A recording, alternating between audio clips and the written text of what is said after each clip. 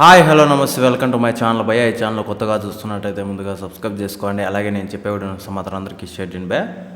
అయితే ఈరోజు మన టాపిక్ వచ్చేసి మన థగ్ లైఫ్లో కింగ్ సినిమా గురించి భయ. నిజానికి ఈ సినిమా అసలు నేను ఎందుకు చూసాను అన్నట్టు ఫీల్ అవుతున్నాను.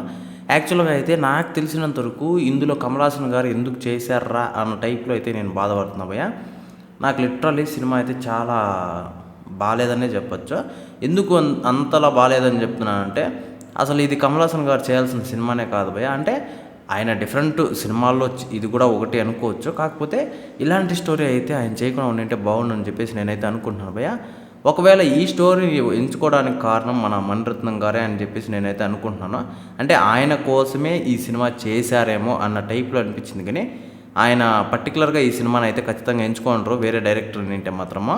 సరే అదంతా పక్కన పెడితే మన కథ విషయానికి వస్తే మాత్రం ఒక గ్యాంగ్స్టర్ లైఫ్లో నుంచి ఎలాంటి అంటే వాళ్ళ ఫ్యామిలీని కాపాడుకోవడానికి ఎలాంటి సన్నివేశాలు అయితే అవుతాయో అలాంటి సన్నివేశాలని అంటే ఇలాంటి స్టోరీస్ మనం ఇంతకుముందు కూడా చూసాం భయ్య. కాకపోతే ఇది చాలా డిఫరెంట్గా ట్రై చేశారు కానీ ఎక్కడో కొంచెం తేడా కొడుతుందని చెప్పొచ్చు.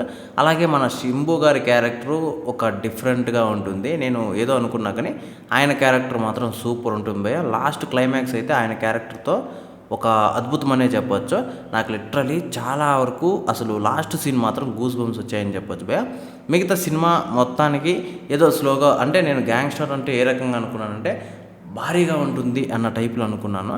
కాకపోతే అది ఏం లేకపోగా నార్మల్గా పోతూ ఉంటుంది భయ. మొన్న మన రెట్రో సినిమా పోయినట్టు ఉంటుంది. అంటే ఆ సినిమా కూడా భారీ అనిపిస్తుంది కానీ ఏదో పోతుందిలే అన్న టైప్లోనే అనిపిస్తుంది భయ. ఇంకా వేరే ఏం ఉండదు.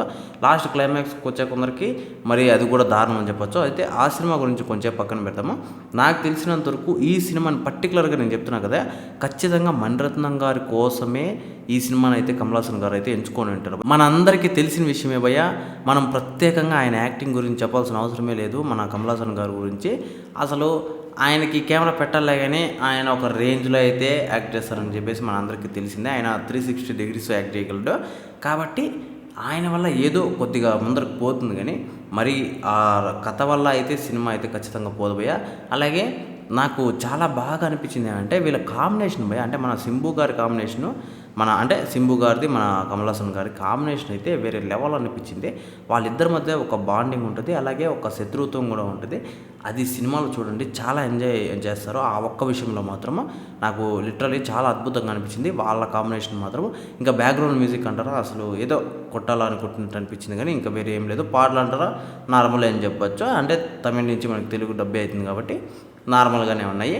అయితే ఒకవేళ ఇప్పటికీ ఈ సినిమాని మీరు చూసినట్లయితే కింద కామెంట్లో తెలియజేయండి ఎలా ఉంది అని చెప్పేసి.